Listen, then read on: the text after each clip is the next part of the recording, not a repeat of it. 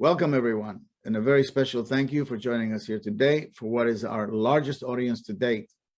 We are proud and privileged that our educational webinar efforts are well received by you, our special audience, culminating in today's event where we exceeded 1,800 registrations. What a splendid way to end off 2021. Thank you all. Before we get started, I would like to point out that we are not using the chat button and ask that you please send your questions and comments to the Q&A button on your screen. Okay, now let's get started. So, my name is Michael Steinberger, and I am founder and CEO of Jewish Heritage Alliance, a platform dedicated to promoting the story of Sefarad. Jewish diaspora is an integral part of Jewish history, but as I've suggested in recent talks, the diaspora of Sefarad, the Jews of the Iberian Peninsula, nowadays Spain and Portugal, stands apart. It is a far-reaching story with endless twists and turns that produce profound consequences, some of which are still playing out in present day right here in America and around the globe. We at Jewish Heritage Alliance believe that for all of its significance and relevance, the story of Sefarad lacks the attention it truly deserves. Jewish Heritage Alliance was created with a mission to research, capture, and promote the story of Sefarad on a global scale. To accomplish this mission, we created a strategic alliance partnering with various people, organizations, and institutions. The alliance allows us to expand our reach and broaden our scope, creating a voice of the collective as we are doing here today. So at this time, I would like to thank our co-hosting partners for helping us make this event a success. I would like to thank Fundación Hispano-Judaya, or the Hispanic Jewish Foundation, the Hadassah Brandeis Institute of Brandeis University, Anu Museum of the Jewish People, previously Bet Atfusot, the Society for Crypto-Judaic Studies, American Sephardi Federation and its Institute of Jewish Experience, the National Museum of American Jewish History, Centro de Estudios Judaicos de Tres Os Montes, or the Center for Jewish Studies in Tres Os Montes, the European Jewish Community Center, the Miller Center for Contemporary Judaic Studies, and the Feldenkrais Program in Judaic Studies at the University of Miami. We'd like to acknowledge Kulanu, and a special welcome to our newest co-hosting partner, Reconnectar. The expulsion of 1492 shattered the unity of the Jews of Sefarad and forced them to make an agonizing choice. These ranged from going west into Portugal, converting to stay in Spain, or departing the Iberian Peninsula altogether. While their decisions led to different paths, they all had a common origin. Today's presentation examines the harrowing choices these people had to make and the consequences that followed. At this time, it is my privilege and honor to introduce today's keynote speaker, Dr. Ron Duncan Hart. Ron is a cultural anthropologist from Indiana University with a postdoctoral work in Jewish studies at the University of Oxford. He is the director of Jewish Learning Channel and a former president of the Jewish Federation of New Mexico. He has awards from the National Endowment for the Humanities, the National Science Foundation, Ford Foundation, Fulbright, and the New Mexico Jewish Historical Society, among others. Ron has written several books on Jewish life and culture, and the most recent is Crypto Jews, The Long Journey Home. Take it away, Ron. Okay, thank you, Michael, for that introduction. And welcome to those of you who are attending today. It's a pleasure to be with you as we talk about this critical junction in early modern Jewish history, and which is looking particularly at the expulsion of the Jews from Spain in 1492. So why is this important? Well, Spain had the largest Jewish population in Western Europe at the time, 150,000 Jews or more. It's difficult to get an accurate count. The expulsion decimated that population and fractured life in this most important Jewish society, which was the largest society in Western Europe. And it took many generations for Jewish life to rebuild in Western Europe after this. Sephardic Jewish life was scattered into a wide diaspora and would never again be the same. The expulsion was a prism that revealed fault lines within Spanish Jewish society between religious observance, wealth, and identity, and other factors. And today we'll look at how those factors affected the decisions of families to be or not to be Jewish. So the program today is going to be in three parts. As an anthropologist, I will first tell the basic story. Then Blanca Carrasco from a converso background and Isaac Almond from a traditional Sephardic Jewish background will each tell their family stories to complete the cycle of what happened to the descendants of the Jews of 1492. So with that, let's take a closer look at that year. Most Jewish families chose to leave Spain at the time of the expulsion to join Jewish communities around the Mediterranean world, which were mostly Muslim countries at the time. And others migrated into Poland and Eastern Europe. But some chose to stay in Spain and convert, including those who retained their Jewish practice in hiding, the crypto-Jews. So their descendants would eventually arrive to the Americas as hidden Jews in Brazil, Colombia, Peru, Mexico, New Mexico, among other places. I became interested in this subject, living and doing research in Latin America, Spain, and Morocco for several decades, living within Sephardic communities, within a Sephardic family. And I currently live in New Mexico, where I have friends and close acquaintances who are from converso backgrounds. In the process of that experience, I've come to recognize outlines of a Sephardi converso continuum, however tenuous, from Istanbul and Tangier to El Paso and Santa Fe. Although it might seem incredulous, and it was to me in the beginning, how could descendants of those Jews who converted and stayed in Spain 500 years ago retain a thread of identity today? Well, I've interviewed many who have talked about how their family memories of Jewish heritage, however faint, arrived to them. And to me, that lends credibility to what we'll be talking about today. Through circuitous paths of memory and cultural traits, something has survived. Often the original meanings of long ago Jewish practices have slipped away in the midst of family histories. Repeatedly, I've heard that grandmother, or maybe it was an aunt, said we were Jewish, but I didn't know what that meant. Sometimes it starts with, I did not believe what I heard in the church, and I began to look for other alternatives, and I felt the attraction of Judaism. From these starting paths, many of this current generation are asking about how their family background might relate to this, and they've begun reclaiming Jewish heritage. So what did the medieval Spanish have against the Jews? The militant church and the religious fervor of the Crusades of the 12 and 1300s engendered Christian-only attitudes. Muslims had ruled parts of Spain for almost 800 years, until the last Muslim kingdom was defeated and its people left the country on January the 1st, 1492. The Christians had triumphed. 3 months later, on March the 31st, 1492, King Ferdinand and Queen Isabella issued the Alhambra decree, expelling Jews to create a new Christian-only Spain.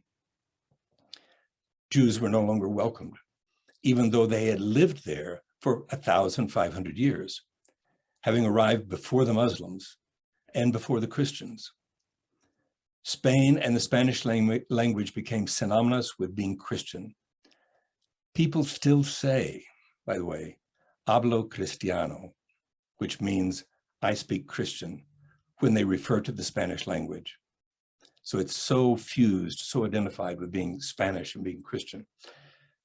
From the perspective of the 21st century, we might ask, why would Jews have chosen to stay in Spain and convert in 1492 in such an intolerant atmosphere, under the threat of arrest by the Inquisition, and even the threat of being burned at the stake, like thousands were? Although it might not seem logical today, tens of thousands of Jews made that choice in 1492 to stay and convert. Why do their descendants, the conversos of today, still feel Jewish 500 years later?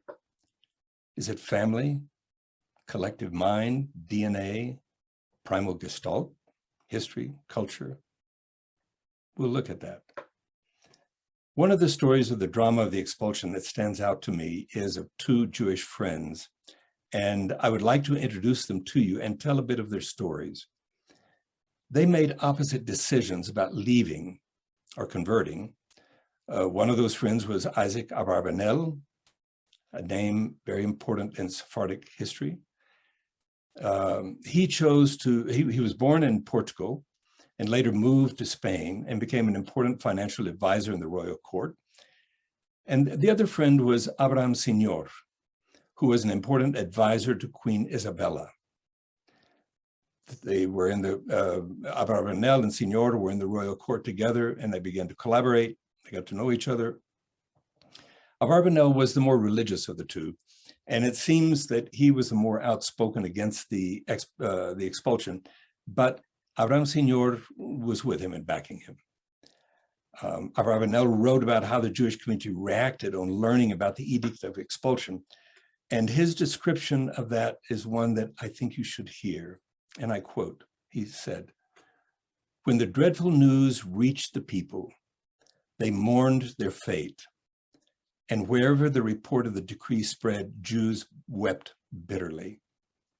The terror and the lamentation were greater than at any other time since the expulsion of our forefathers from their own soil in Judah to foreign lands." Abarbanel and Signor advocated that King Ferdinand and Queen Isabella to not expel the Jews and to offer them, and they offered them a large amount of money to rescind the edict. But as we know, the monarchs did not accept the offer. Tomás Torquemada, the head of the Inquisition, is said to have intervened and denounced the offer as an example of the unchristian influence of Jews in Spain, even more evidence that Jews had to be expelled. Portugal was a different situation. In 1498, Jews were declared Christian by royal decree in Portugal rather than being expelled. So they were converted on a national level by fiat, against their will. That created a population of tens of thousands of Jews who never chose to convert, but were forcibly declared Christian. The anosim, the forced ones. When it was obvious that all was lost in Spain, Abarbanel, with the backing of Signor, is reported to have made a final statement to the king and queen. And again, I'd like to quote from that statement, from those words. So Abarbanel speaking says, "Your Majesties, Abraham Signor and I thank you for this opportunity to make our last statement on behalf of the Jewish communities that we represent. I find it difficult to understand how every Jewish man and woman and child can be a threat to the Catholic faith. Can we destroy you? It is indeed the opposite. Did you not admit in this edict to having confined all Jews to restricted quarters, not to mention forcing us to wear shameful badges? Did you not terrorize us day and night with your diabolical inquisition?" So in these words, we see Abarbanel standing up to and protesting what was happening. There were major protests at the time. Abarbanel and Signor's argument for the clemency for Jews resulted in a 2-day extension, nothing more, just a 2-day extension of the deadline to leave Spain, which moved the deadline from July the 31st to August the 2nd. That's the 9th of Av, Tisha B'Av. The expulsion of Jews from Spain joined the fall of the first and second temples on that day of sadness in the Jewish calendar. On August the 2nd, the deadline to leave, the harbor of Palos in southern Spain was congested with ships leaving with Jewish refugees. Christopher Columbus was in the same harbor that day, finalizing his famous voyage to the west. He and his crew sailed the next day. He reportedly obtained his 3 ships from converso ship owners. 4 of his crew members were conversos. One of them, Luis Torres, had decided to convert just before the voyage to be able to sail with Columbus because he wanted to see what was on the other side, what they might find. So rather than flee to safety to another country, Torres converted to join the voyage. Columbus' voyage had been partially financed by Jews who believed in his vision. When Jews involved with his mission at so many points, many asked if Columbus himself had a Jewish background. If he did, he knew how to hide it. But one of the reasons that there were so many Jews involved in that is because Jews had major roles in navigation and international commerce. So it was reasonable that Jews would be involved in this adventure. Under the pressure of the expulsion, Abraham Senior chose to stay in Spain and convert, as did his children, most of his brothers and sisters, and his son-in-law, a rabbi, Mayor Malamed. Senior converted in a formal ceremony on June the 15th, 1492, in Valladolid, Spain, with the king and queen acting as his personal sponsors. Senior changed his name to the Christian name Ferdinand Perez Coronel, as was common for Jews who converted, to change the name to a Christian name. But not all of the Senior family converted in 1492.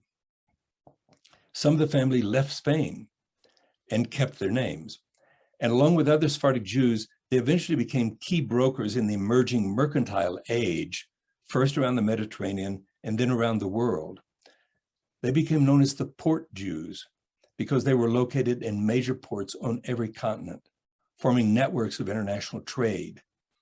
And even into the current times, descendants of the Jewish side of the Senior family continue to follow the centuries-old occupation in international commerce. When I moved to Colombia as a senior Fulbright scholar, the Abraham Senior company in Barranquilla, Colombia, did the customs arrangements for me and my family. Later in Casablanca, I came to know a leading wine importer, Alan Senior. And so on the story goes, Vador Vador, the linkages from generation to generation. In contrast to the Senior family, Isaac Abarbanel and his family left for Italy with thousands of others to continue living as Jews. Abarbanel lived in Venice, along with other cities, and wrote commentaries on the Torah and the Tanakh, along with other theological works, which made him one of the important Jewish scholars of his time. Although Italy was the seat of Roman Catholicism, Jews continued to live there, and some Italian cities became places of refuge for the Jews from Spain. So, what caused one family to leave Spain and their wealth and power, while the other converted and continued their lives of wealth and influence? The most important reason is probably religious observance. The more observant Jews, like Isaac Abarbanel, seem to have been among the leaders in choosing to leave Spain rather than convert. But there were exceptions to this rule, of course, as there always are with humans. Wealthy family groups that were converting to stay often pulled in the observant members of the family to convert also, as we see in the case of the Senior family with the son-in-law who was a rabbi, and with many other families, by the way, this can be seen. Today, traditional religious observance is common among the Sephardic Jews of Morocco, a community that is still close to its Spanish heritage. Morocco is considered by many as the most traditional of the Sephardic communities, more closely linked to Spanish traditions. And Moroccan families proudly trace their ancestors back to the time of the expulsion, 500 years ago. Their language, culture, genealogies, and DNA link them clearly to Spain. These are the Western Sephardim who formed openly Jewish communities in the Maghreb, from Morocco to Tunisia and Algeria, in cities such as Tangier and Tetuan. They are to be distinguished from the Eastern Sephardim, who formed communities in the Ottoman Empire, from Israel and Syria to Turkey, Greece, and the Balkans, with such famous Jewish cities as Aleppo, Salonika, Rhodes. Sephardic Jews prospered in the Ottoman Empire. They adapted to the local societies of Eastern Europe, the Balkans, Greece, and Turkey. Their adaptation of Spanish evolved into Ladino, with the influence of the languages of the region. The Sephardim occupied important positions in Turkey. They were manufacturers, physicians, tax collectors, professors, and even advisors to the Sultan on occasion. Two of the famous Sephardic figures in the Ottoman Empire that I'd like for you to know about, and you may, I'm sure you've heard the names, Doña Gracia Nasi and Joseph Caro. Doña Gracia was born in Portugal in 1510 to a crypto-Jewish family, but she later escaped and used her wealth and fleet of ships to save thousands of Sephardic Jews from persecution by the Inquisition by transporting them to the Ottoman Empire that welcomed Jews. She built factories, housing, and synagogues to provide these displaced Sephardim with communities where they could rebuild their Jewish lives. She pressured rabbis to challenge the Christian world where atrocities were committed against Jews. She was an extraordinary person and should be ranked as one of the most important Jewish leaders of the last 500 years. You can read more about her in Jane Gerber's book and other books that tell her story in much detail. The other important Sephardic figure that I'd like to mention was Joseph Caro. He was born in Toledo, Spain in 1488, and his family left for Portugal when Jews were expelled from Spain. But then, just a few years later, the forced conversions of 1498 in Portugal forced his family to leave for the Ottoman Empire. Later, he moved to Safed in Israel, where he lived. He had seen the disruption in the lives of the Sephardim, having been expelled from Spain, having lost synagogues and rabbis, and having been cut off from their sources of Jewish learning. To staunch this loss of knowledge of Jewish practice, he compiled the Shulchan Aruch, which became the standard code of Jewish law and continues to be used today. Okay, so let's go back to those who decided to convert in 1492 and take a look at the factors that would have triggered their decisions to stay in Spain. First, it seems to have been family.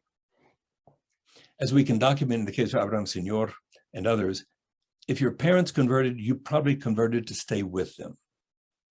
Family groups tended to convert together. Secondly, finances were an issue. Jews were not allowed to take gold or silver with them when they left Spain.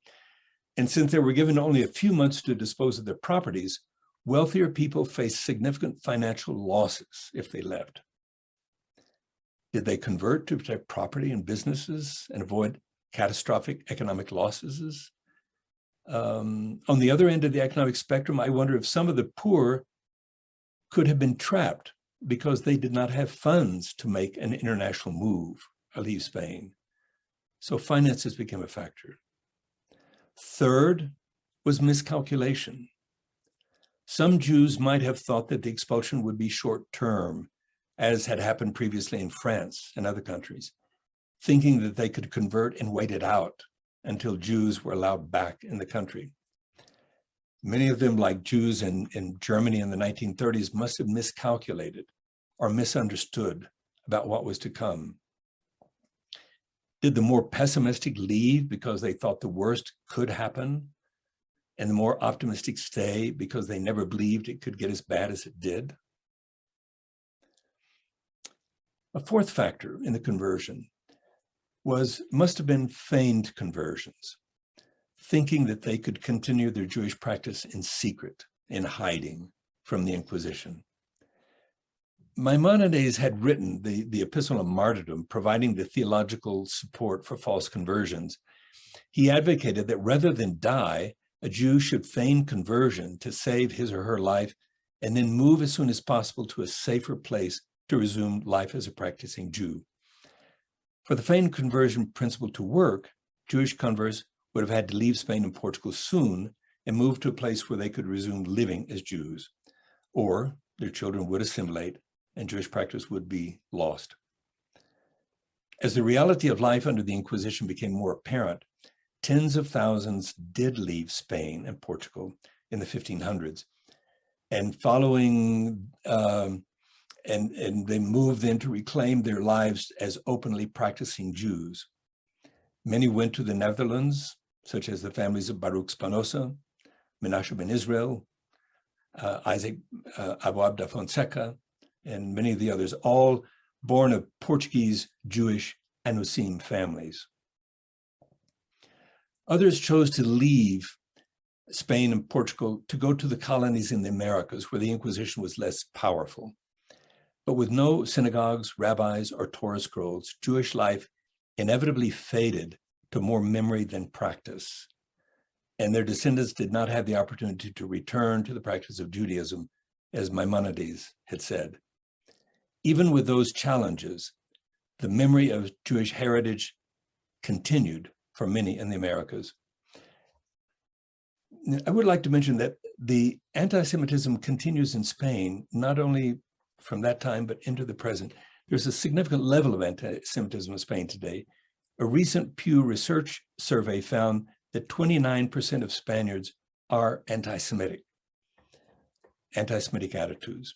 That's one of the highest rates in the Western world, 3 times that of the United States. Jewish Sefarad exists today in tourism, literature, and nostalgia for the past. But Jews in Spain still have problems with anti-Semitism. The Inquisition was a menacing presence hanging over Jewish conversos all through this process. Although converted, they were still considered Jews and were under suspicion as such. There are thousands and even tens of thousands of cases of people arrested by the Inquisition for Judaizing. 25 years ago, I sat in the Archivo Histórico Nacional, the National History Archives in Madrid, awaiting the first Inquisition trial transcript that I would read. It was of a midwife in her 80s who was arrested because she was accused of washing the baptismal water off new babies, which was a practice frequently reported from converso families.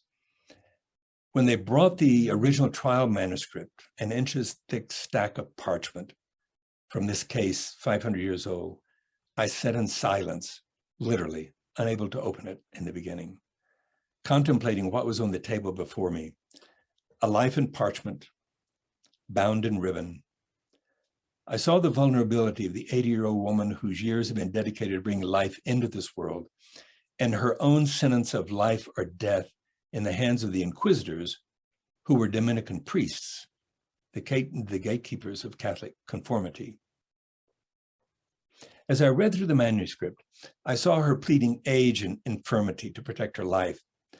And after a stern rebuke, her case was left in abeyance, not acquitted, but left open, a threat, a reminder of the power that she could be rearrested at any moment. In the thousands of cases against accused Judaizers in Spain and the Americas over the centuries, mothers and fathers were arrested because they did not eat pork. Or maybe they took a bath on Friday. Maybe they did not work on Saturday, which was very common converso practice. It was all to erase the taint of Judaism from Christian lands. We know that the cases of assimilation mean that within 3 or 4 generations, people tend to assimilate into the majority society. And that seems to have happened among conversos in Spain. So by 1600, the number of people who were being arrested by the Inquisition began to drop dramatically. On the one hand, this suggests that there were few crypto-Jews left in Spain to prosecute because they were leaving for the Americas or elsewhere. And on the other, the focus of the Inquisition was shifting toward another new, more threatening heresy, that of Protestantism. Martin Luther and his 99 Theses began to threaten Catholic hegemony more than the Jews did. The surviving crypto-Jews built lives around hiding or camouflaging their Jewish identity and practices as they assimilated to the dominant Catholic society. Hebrew was lost, and with that, the prayers and songs that marked Jewish life. Religious rituals and holidays were synthesized with Catholic practices.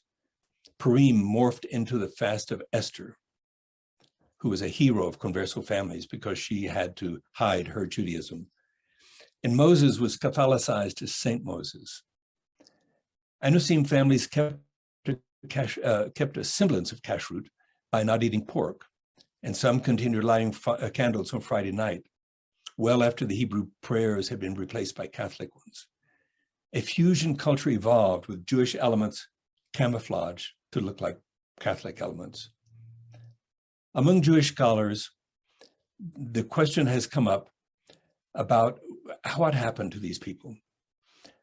Although the Sephardic Jews from the Ottoman Empire to the Maghreb and the Spanish-Portuguese Anusim in the Americas are linked by common ancestors, each has developed different cultural and religious paths over the last 500 years.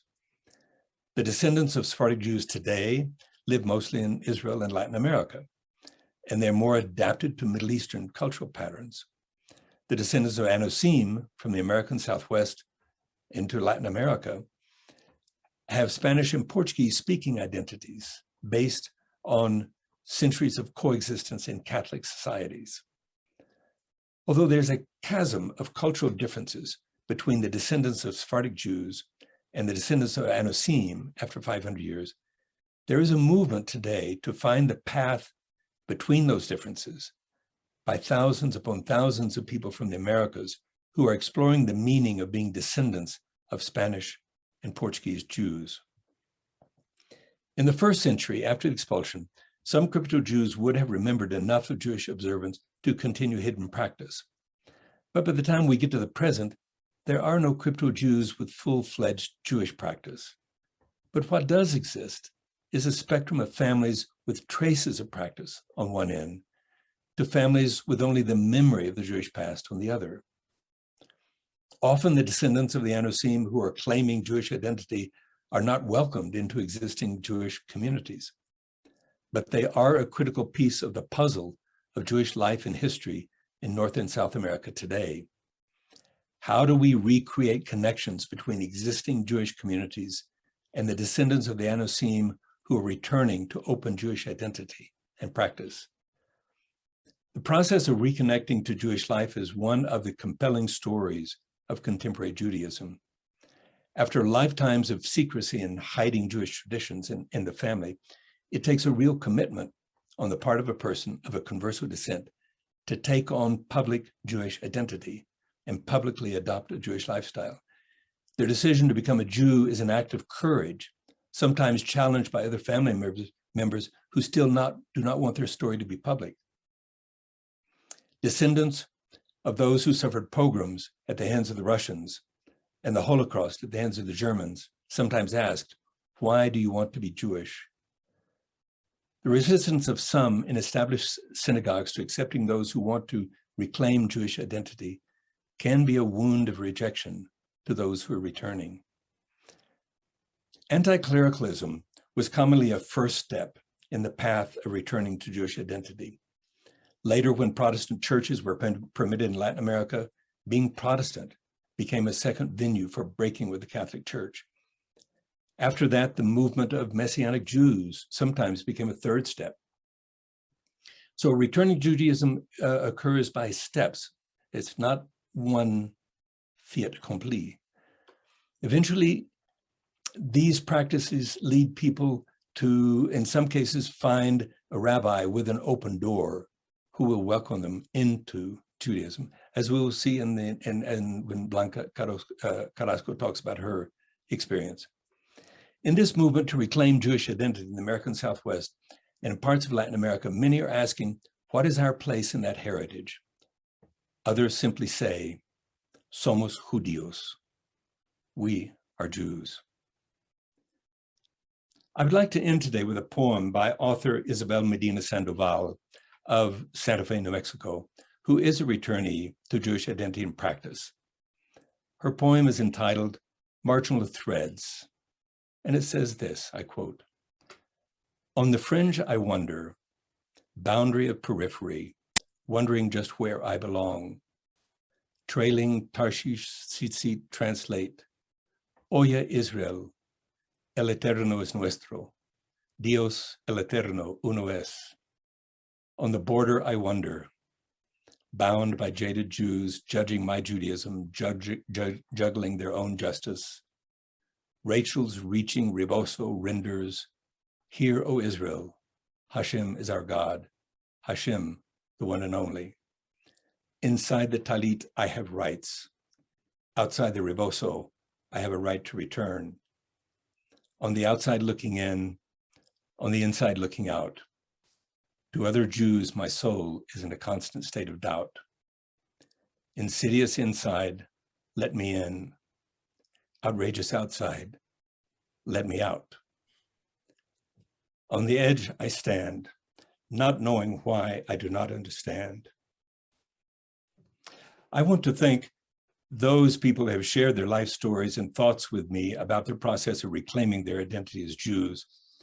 Also, I would like to recognize the scholars who have been compiling this history for the last 30 years and more, starting with Jane Gerber and David Gitlitz, Stanley Hordes, Seth Kunin, Laura Arnold Liebman, and so many more.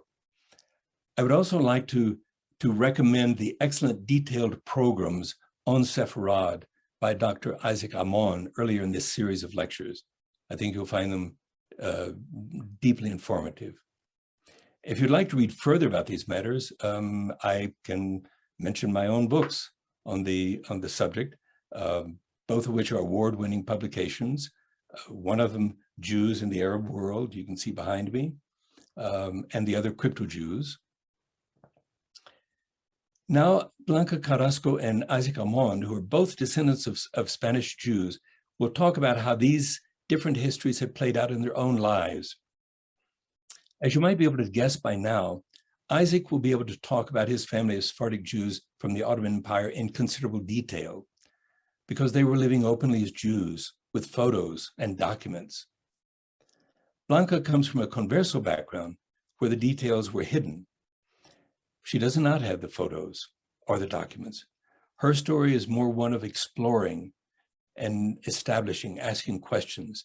What was our family background? Thank you for your attention, and we look forward to the next part in the program. Michael. Thank you, Ron. Thank you for your comprehensive and illuminating presentation, bringing much needed clarity and attention to the expulsion and the ensuing Sefarad diaspora.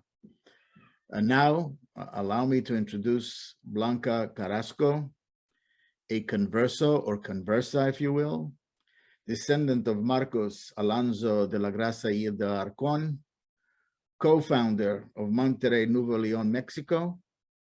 Blanca will share with us her life's experience and discoveries and of returning to open practice of Judaism. Take it away, Blanca. Thank you, Michael. Thank you for the invitation to be part of this webinar. And thank you, Ron. That was amazing. So, hi, everyone. I'm going to ask you to please bear with me. My name is Blanca Mónica Marina Garza Salinas Enriquez Espinosa Pérez Crispín. I am married to Cesar Joel Carrasco, Trejo, Ávila, Acosta, León, Cano, Cervero. The reason that I mention all these names is because when I first heard that our last names may be of Jewish or crypto-Jewish origin, is what caught my attention to learn more about Judaism.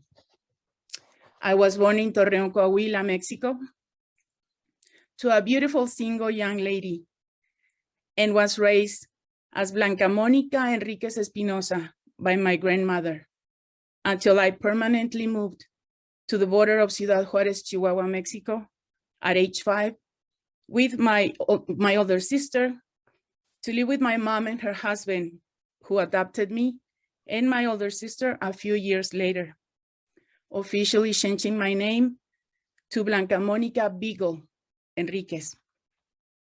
At age 20, we migrated to El Paso, Texas, and we have been living here since then. I was raised in the Catholic faith, and at early age, I was very immersed in volunteering and learning about the Bible.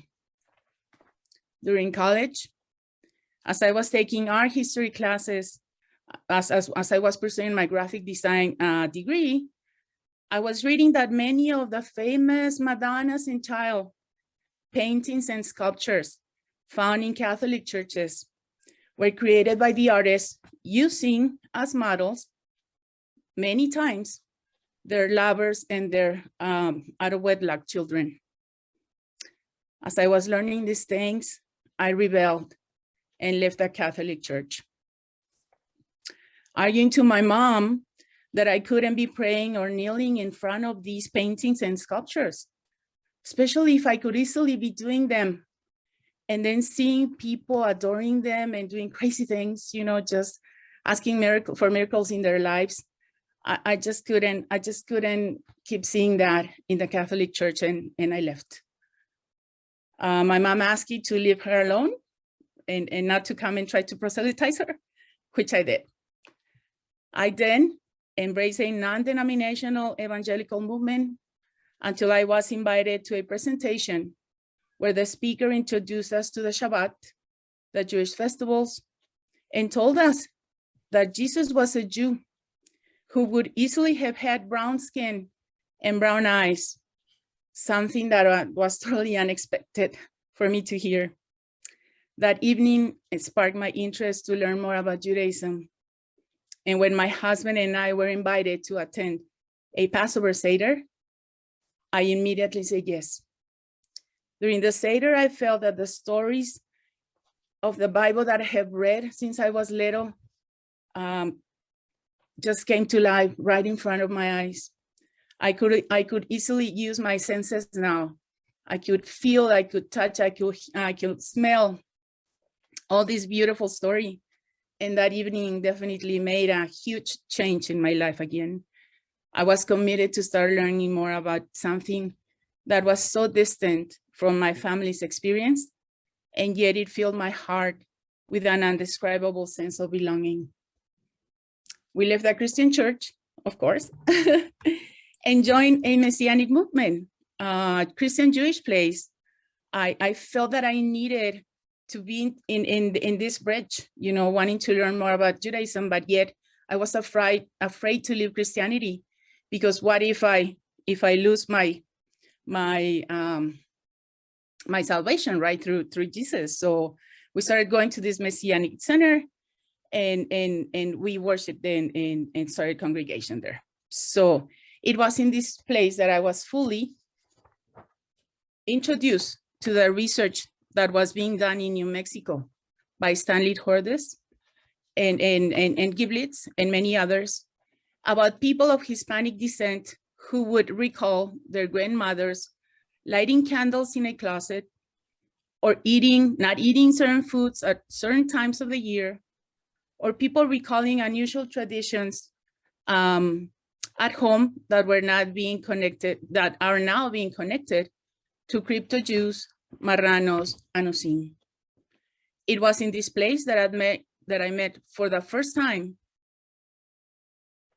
Rabbi Stephen Leon, who visited us during a service to teach some of his students what the Messianic movement taught. Rabbi Leon was there, the rabbi who was known in El Paso, Texas, a supporter of all the people who thought or knew They had Jewish ancestry and were interested in returning to the Jewish faith. It was a special day for many of us. At this time, I started inquiring with my mom and my aunts and uncles if they had known of something similar happening in our family. My mom and I were able to talk to my mom's 102-year-old grand aunt, who told us that her sister, my mom's maternal grandmother, used to speak Ladino whenever she wouldn't want her brothers to understand her. And that in the little town where they were from in Coahuila, Mexico, they used to cover the mirrors when there were funerals in the houses. For the longest time, this was my only connection, if I can say that, to what possibly might be my Jewish ancestry on my mom's maternal grandma's side, the Crispin last name. On my biological dad's side, I didn't know anything because although I knew his name was Israel Garza Salinas, and I knew where he possibly was from, I have never met him nor his family. In 2007, my family and I left the Messianic movement and reached out to Rabbi Leon to inquire about returning, converting to Judaism. In 2008, my husband and I officially converted and became members of the conservative synagogue in town. I embraced my conversion to Judaism and became very involved with the Jewish community in El Paso. I volunteered with the El Paso Jewish Federation and became a member of the board. I was awarded with a Young Leadership Award in 2012 and the Volunteer of the Year Award in 2014. Their monthly, I was also invited to become the editor and graphic designer of the Jewish Voice, their monthly newspaper, which I did for over 4 years. At Shul, I became a member of the Sisterhood and later the president and treasurer afterwards. I have been a board member of the Anosim Center, in which Rabbi Leon is founder, and Bill Carvajal, a direct descendant of one of Luis de Carvajal's family members, presides. I developed and edited an Ashuva newsletter. I support Rabbi Leon when he teaches a group of people in Mexico, translating his teachings into Spanish or translating questions or comments done in Spanish to English for him, and support him when he conducts his teachings in Zoom, via Zoom, due to the pandemic. In 2017, I decided to embark on a trip to find out who my biological father was, knowing only his name, and that he used to live in Monterrey, Mexico. It took me quite some time after my trip, but to my amazement, I found out that my father was a descendant of Marcos Alonso de la Garza y del Arcón, co-founder of Monterrey, Nuevo León, an important center for conversos and crypto Jews in Mexico since the time of Luis Carvajal and Diego de Montemayor. So now I have added more last names to my list that are known to be of Sephardic lineage: Cortés, Tijerina, Falcón, García, Treviño, González, Sosa, Estrada, Aragón, just to name a few of the last names I found in my genealogical trees.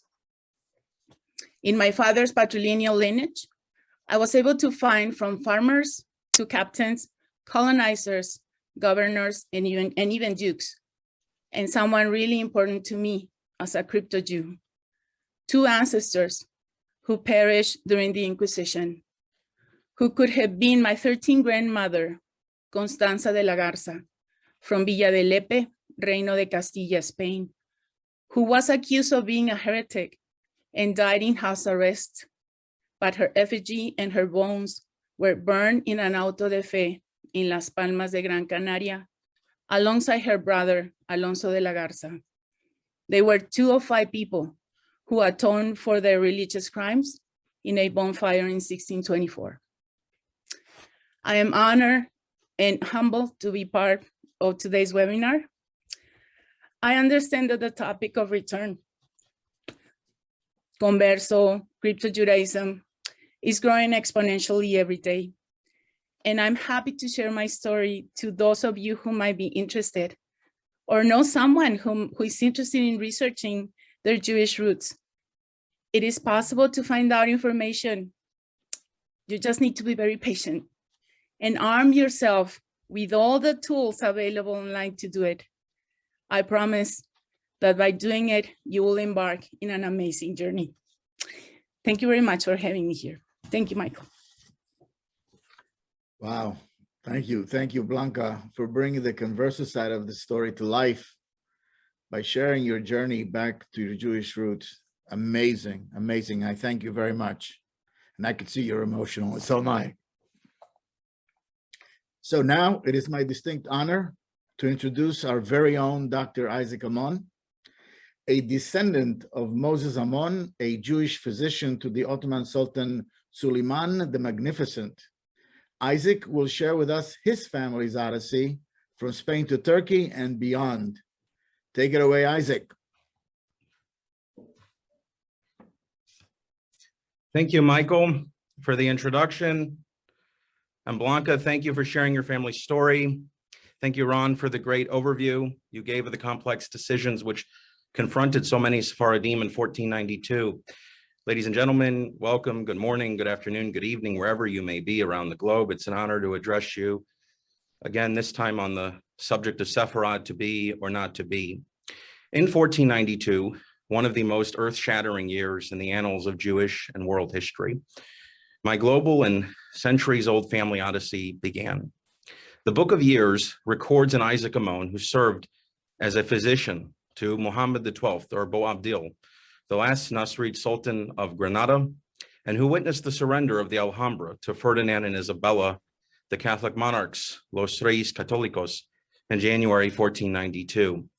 Following the Edict of Expulsion in March, his son Joseph and infant grandson Moses did not convert or go west, but rather, shorn of everything they owned except knowledge and their faith, headed east across the Mediterranean to Constantinople. Joseph became a physician to Sultan Bayezid II, who ruled from 1481 to 1512, and his son Selim I, who ruled from 1512 to 1520. He accompanied them on military expeditions, visiting Jewish communities in Egypt, Iraq, and Syria, where he ultimately died. Joseph's son Moses, as seen here on the right, rose even higher than his father in the esteem and service of the Sultan and his Jewish brethren. He served as physician, advisor, and diplomat to Suleiman the Magnificent, as seen in the center left image, throughout much of the latter's nearly half-century rule from 1520 to 1566. Moses funded schools and synagogues, paid Jewish scholars to translate great works into Turkish, Persian, and Arabic, and valiantly defended his co-religionists from infamous blood libel allegations, notably in the Turkish cities of Amasya and Tokat. He authored medical and dentistry textbooks. A copy, as seen here, is maintained in the Library of Congress and the National Library of Israel, carried out diplomatic missions, and persuaded Suleiman to intervene on Doña Gracia Nasi's behalf with the Republic of Venice, allowing her to escape the Inquisition and come to the Ottoman Empire. Nicolas de Nicolay, a French envoy who met Moses at the Sublime Porte in the 1550s and sketched a portrait of him, as seen on the screen, wrote in his famed Peregrination, or Travels, that Moses, quote, had the first dignity, was of age about 60 years, a personage great of authority and much esteemed for his goods, knowledge, and renown, as for honor, end quote. Closer to our time, my great-great-grandfather, Ishaq Amon Effendi, is the earliest known member of my directly traceable family branch. Born and raised in Istanbul, he was the teacher of mathematics, a rabbi, and a member of the communal council. As a sign of his immense prestige, he was offered the position of chief rabbi of the Ottoman Empire around the time of the 1919 to 1923 Turkish War of Independence. Unwilling to become involved in political machinations, he declined the offer. Nonetheless, as a sign of the respect in which he was held, the Ottoman government bestowed upon him the title Effendi, a title of nobility equivalent to knighthood in the UK and rarely given to Jews. His wife and my grandfather's grandmother, Kaduna Jalvo Amon, as seen the top right, was the granddaughter of the Gaon Haim Palagi or Palachi, the chief rabbi of Izmir in the 1850s and 60s, as seen on the bottom right. My grandfather's other grandfather, Misin Cohen, seen in the center image, was the grandson of Jacob Avigdor, chief rabbi of the Ottoman Empire, or Hakam Bashi, during that same decade. My paternal grandfather, Dr. Rene Isaac Amon of blessed memory, Alav Shalom, for whom I am named, as he was named for his grandfather, was a formative influence in my life. Born in December 1923, a month and a half after Ataturk proclaimed the Turkish Republic, he grew up in a multi-ethnic, multi-confessional, multinational neighborhood in Istanbul. He was a polyglot who spoke French with his parents, Ladino with his grandparents, Greek with his friends, Turkish in the streets, and Hebrew in school. He learned German and Russian for scientific and research purposes and perfected his English as an attaché between the Turkish army and the British military during the 1950 to 53 Korean War. As a teenager, he met Ataturk a few months before the president's death. He married my grandmother, Denise Safran Ahmad from Aleppo, Halab, or the biblical Aram Soba, by way of Beirut in Istanbul's Neve Shalom synagogue in December 1952, as seen in these photos. Then Chief Rabbi Raphael David Saban presided over the ceremony. Cosmopolitan, urbane, and chic, educated at the Alliance Israélite Universelle. My grandparents were married for 6 decades and remained proudly Sephardic, yet fully at home wherever they lived, ranging from the former Ottoman Empire's territories, newly known as the Republic of Turkey, Turquia Cumhuriyeti, and the French Mandate for Syria and the Lebanon, Mandat pour la Syrie et le Liban, to their final and longest chapter in the United States as they crossed oceans, continents, and half the globe from Istanbul to Chicago in 1957. Yet they kept in touch with friends and relatives around the globe of different nationalities, religions, and backgrounds, believing everyone has something to contribute to the human quest for meaning in the cosmos. They helped to found Sephardic congregation in Evanston, Illinois, right outside Chicago in 1971, formerly called the Portuguese Israelite Fraternity, in homage to the worldwide circuit of the Spanish and Portuguese communities of the Western Sfaradim and the wider Sephardic melange throughout the United States. It served as a meeting place between East and West, between Sephardim from the former Ottoman Empire and the Maghreb, and those from Europe, from the Dar al-Islam and Christendom, but all with a common origin in ages past as Iberian Jews, forever parted by that infamous decree of 1492. My grandfather's interests were numerous and his curiosity insatiable. He continued to read works throughout his life in multiple languages, discuss religion, history, literature, mathematics, and movies, mentally lucid until the end, speaking in French, English, Turkish, and Ladino with friends and family in person and on the phone. Just a few days before his passing in October 2018, he impressed upon our family the importance of remembering these stories and traditions and passing them on to posterity, to those who will not know him except in our memories. He was truly a worthy heir to the legacy of Sefarad. Growing up, when I visited my grandparents in Chicago, I would often hear Ladino, Greek, Arabic, French, Hebrew, English, and Turkish, as that synagogue and their home became a melting pot for Sfaradim in the Windy City.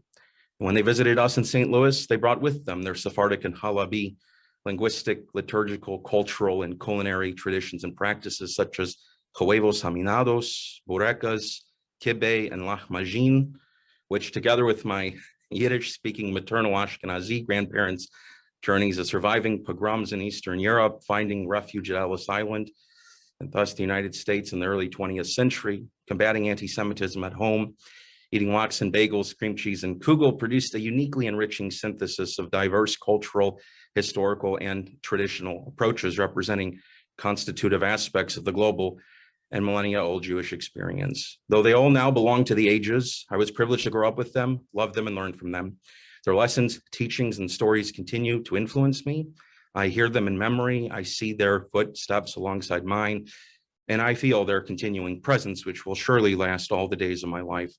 In August 2019, I went to Istanbul for the first time and visited the chief rabbinate, the Neve Shalom synagogue, the apartment in which my grandfather grew up, met his cousin who still lives there, and located the graves of my grandfather's parents and grandfather, as shown earlier, whose epitaph in Turkish and Hebrew records nearly a century after his passing that he was honored by the nation for his contributions and mourned for by his people.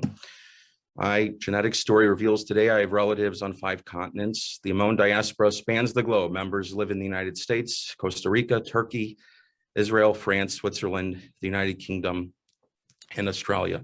And several of them are surely listening in today. The late Yosef Hiram Yerushalmi, a famous 20th century scholar, in his commanding work Zachor, notes that the Torah enjoins the children of Israel no less than 170 times to remember and to bear witness to the epoch-making events that formed our nation across the generations.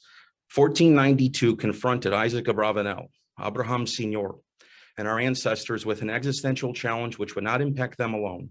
Since that momentous date, 25 generations of descendants upon the face of the earth have held on to the legacy of Sefarad. For Isaac Abarbanel and the exiles of 1492, this was done through the conscious perpetuation of cuisine, language, dress, music, names.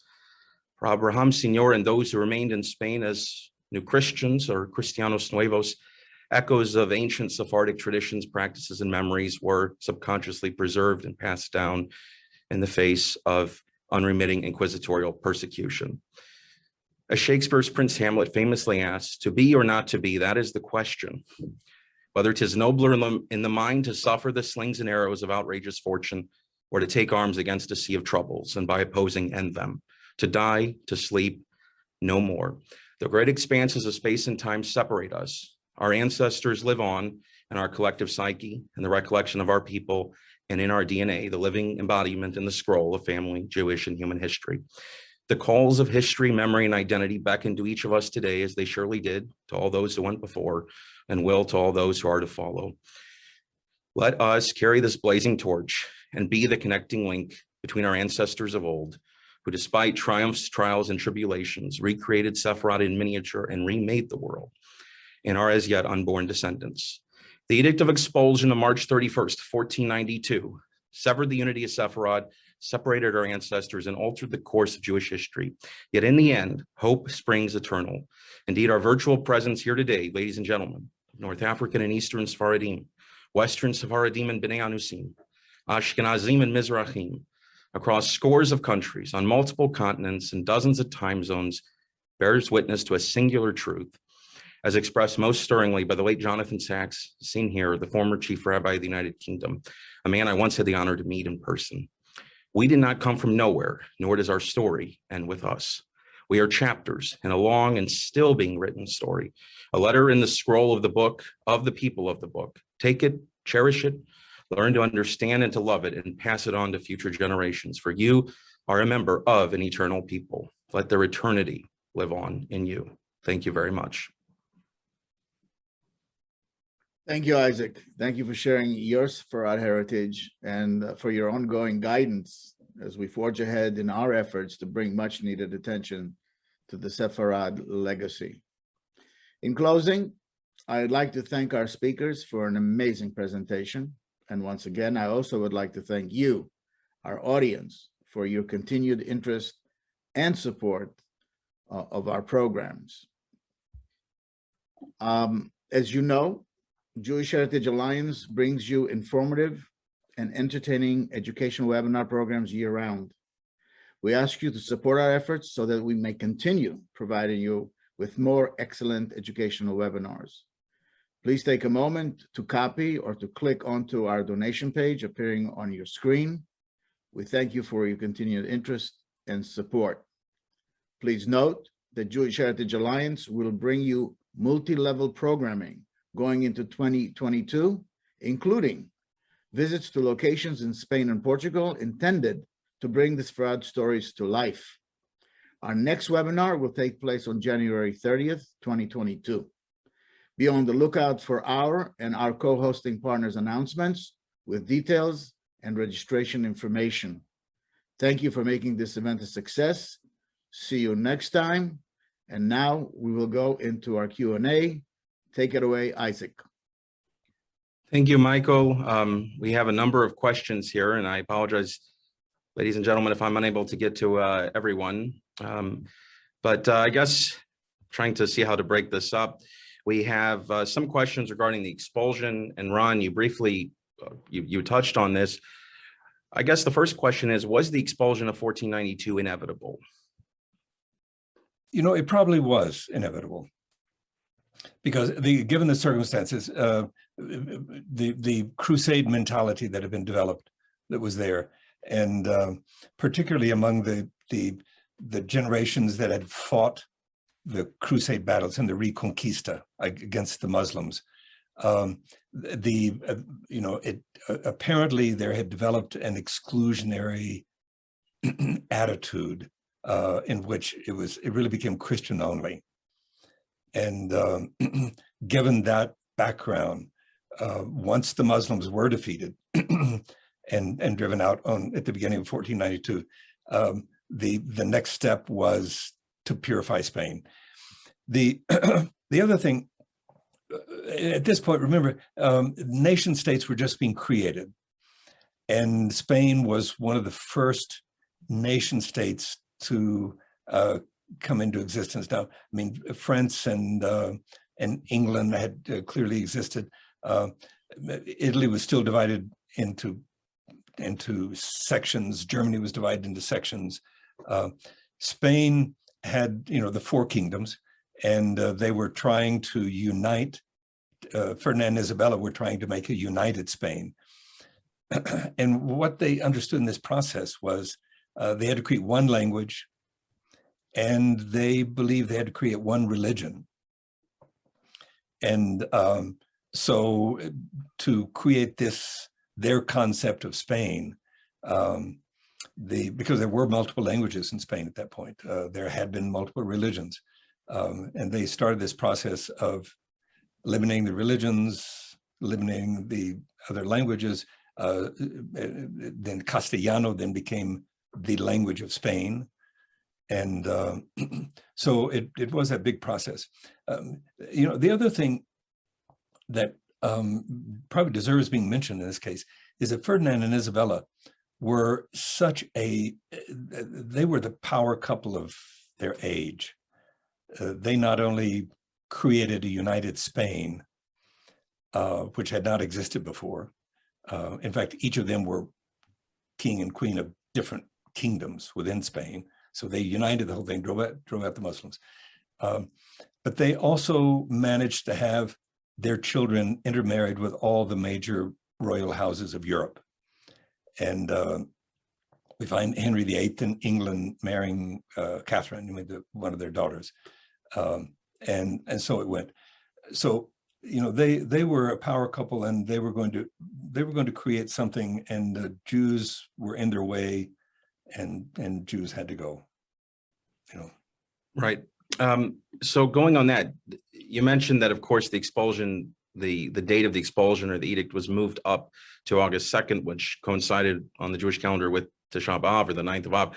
Did Ferdinand and Isabella know that was the date, or the significance thereof? That is a very interesting question.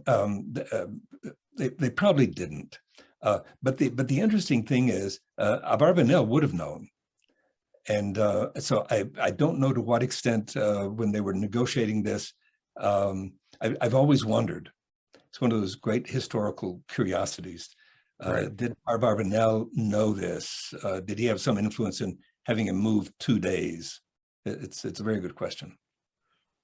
Now, when the Reconquista was coming to its end, when the Muslims were finally driven out and expelled, did Jews support or oppose the rise of the Spanish in the Reconquista? And did they have any idea how the Spanish would treat them? Jews were involved in this, and many, Abarbanel and Signor, for example, they were in the royal court. So they were supporting this process. Many Jews were. So, but the thing is, I don't think they understood the end result that was going to come. And as we talked about in a parallel case in Germany, there were not so many, but there were some Jews that did support the beginning of that government before they understood what it totally meant. And I think the same thing happened in Spain. Okay, here's a question. Thank you, Ron. Here's a question for Blanca. How was your return in this whole process that you went through, which thank you again for sharing? How was it viewed by family and friends? Well, again, since I transitioned from the Messianic, right, still believing in Jesus, and although not practicing many things in the Christian faith, but I could still relate to them with Jesus or Christmas, Easter. But once I moved and reached out to Rabbi Leon and told them that we no longer believed in Jesus, or that he was God, or that he was the Son of God, that's when they got it hard. You know, it hit hard, particularly because they were afraid of me losing my salvation, right? That's the bottom part. Anyhow, it was easier on my mom's side, on my family side, because eventually my mom, who was the one who invited me to listen to that person, Jonathan Setel, who's the one who taught us about Judaism, and she left the Catholic Church. She started going into evangelical church, and the pastor was always teaching them that you need to love the Jewish people, and we are going to learn about the Shabbat. So they were already, you know, we were kind of talking the same language. On my husband's side, although they were not a practicing Catholics, they felt betrayed. So it took us several years until they understood that we don't need pork, we don't need this, we don't practice that. Now we practice these other things. But little by little, they started respecting it and understanding that that was our passion and that's what we wanted to live. And they ended up respecting it. Perhaps not accepting it, but respecting it. Thank you. And what is the role of, now this could go to perhaps Blanca or Ron, but what is the role of genetic and DNA testing? We have several questions on this and identifying crypto Jews, or perhaps reclaiming one's Judaism today. How big a role does that play in the reclamation of identity? I mean, I can, if Ron, I can say something, then you can speak on the other side. But we did, my whole family did the DNA testing, and my husband and my daughter showed Sephardim, whereas my son and myself show Ashkenazi DNA, not in big percentages, but it shows on the results. So when I see, I guess one of the most interesting things about doing the DNA is all the people that are cousins, right? Because now you're gonna see your first or second or third cousin. And I can see all these last names are very, very familiar to us. Levi, Levine, Asher, Greenberg, and many of the traditional mainstream Judaism last names that we are now familiar with. They are my cousins, alongside the others that I mentioned at the beginning when I was talking about. So if anything, my new mantra became, we are all cousins, you know, because definitely we share DNA, regardless of the many years or the places where we might be living. We are cousins.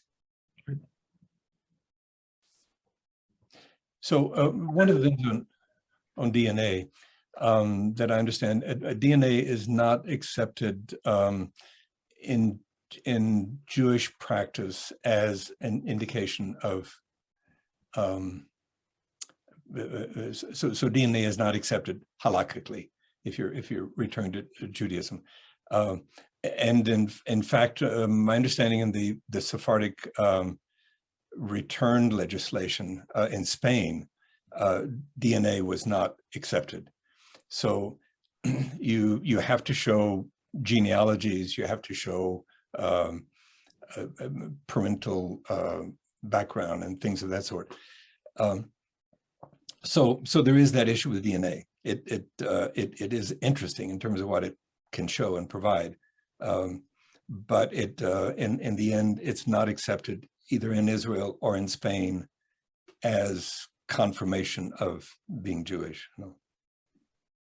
Right. And now going actually into, as a segue, because you mentioned this, the law of return, the right of return, so to speak, proffered by Spain and Portugal. They offered this legislation, at least in theory, offering citizenship to descendants of those impacted by the Edict of Expulsion as a form of compensation or reparations. But of course, many problems exist. Was this offer genuine? A lot of questions on that. If you just wanted to give your view, kind of how this ties into, in the end, how does Spain view the events of 1492 today? You know, the interesting thing is that Spain finally revoked the Edict of Expulsion in 1968, very, very late. Now, we're in Jews in Spain before that, so there was a don't ask, don't tell policy before, but it took a long time to actually revoke it. The government that passed the legislation, you know, there are many questions. We can get into an entire discussion of why they passed that legislation to start with. But there have been reinterpretations of the law and the policy later.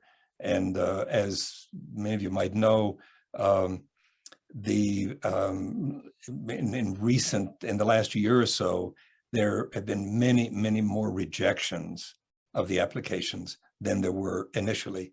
And one of the things I might just add, just in passing, the member of Congress from our district here in northern New Mexico, Teresa Leger Fernandez, has in her own background a converso tradition, which she openly speaks about and embraces.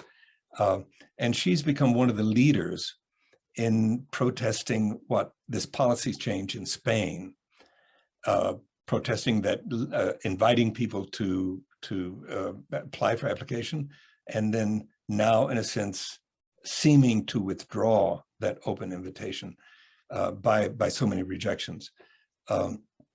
So it's the work of Teresa Leger, the American Sephardic Federation, and other groups have really tried to challenge what is happening right now. Okay, thank you for that. Guess we only have time for one or two more questions here. So let's see.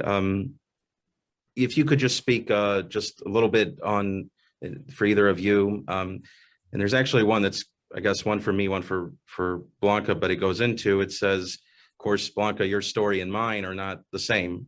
Our ancestors didn't face the same struggles. And so to the questioner, I would say, it's not just the presentation. I didn't suffer with my identity, but I think that really goes to showcase the difference between the descendants of those who left Iberia or the peninsula entirely, were able to remain openly Jewish, and those who were converted and had to hide it for generations. I think that's really the difference, but ultimately it still goes back to the same place, to the same origin in Sefarad.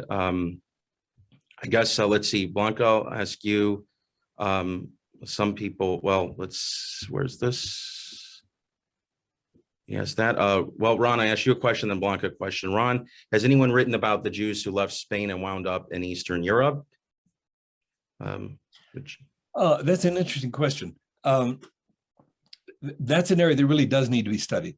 Now, we do know some cases that have been studied in some detail, like Chaim Solomon, who was Sephardic descent. The family moved to Poland, and then he arrived in the United States and became known as the financier of the revolution, in a sense. He raised so much of the money for Washington and the troops at that time. His story is fairly well known. So we know some individual stories like this, but this is an area which would be great if someone could do more detailed studies on it. Absolutely. And then Blanca, you, of course, you're in El Paso. I'm curious to know more about the return of the B'nai Anusim, and I think we can wrap up with this question. How is that going about? I think, Ron, you'd mentioned thousands or tens of thousands are returning. What is it like in El Paso and throughout the Americas in terms of this return to Judaism amongst converso descendants? Based on my experience, particularly working with Rabbi Leon and the Anusim Center, many people are interested in returning. Many are interested in just learning if they happen to have Jewish ancestry and not really wanting to convert. But for those who want to convert, they're having a hard time finding a place or a synagogue that will be open opening their doors to them. In El Paso, Texas, we have very welcoming and opening congregations, and it's a cool thing that they can reach out to Rabbi Leon, but at the same time, if they're living far, far away from El Paso, where are they actually going to congregate? Where they're actually going to be able to bring their family and to teach their family and immerse them in the Jewish life. So it's a challenge. I think that for what the Jewish Heritage Alliance is doing, Rabbi Leon and many, many other rabbis like Rabbi Leon with that passion to bring back the people, I think more communities, more synagogues are opening, are being open to welcome them and to teach them. And like I said, we want to pray with you. We want to mourn with you. Allow us to do that. Let us go back to bringing back our lost Jewish ancestry. So I thank everyone who's really working hard to change the dynamics and to change, the word as to let's bring you in, let's make you part of our family again. Well, thank you very much, Blanca and Ron. It's been amazing. Thank you, ladies and gentlemen. That's all the time we have today. As you see, it's a fairly complex subject. Thank you again for allowing me to present. I look forward to continuing to speak with you, ladies and gentlemen, around the world. And Michael, I turn it back to you. Well, we will close it here. I will just remind everyone that our mission is about telling the story of Sefarad. As you can see, it's a very complex story with many moving parts. I just suggest and invite each and every one of you to follow us. And we intend to bring you many, many more programs that will delve into the complexities of the story and the many moving parts. So join us next time and watch for our newsletters and those of our co-hosting partners. We thank you for joining us here today, and we'll see you next time. Goodbye.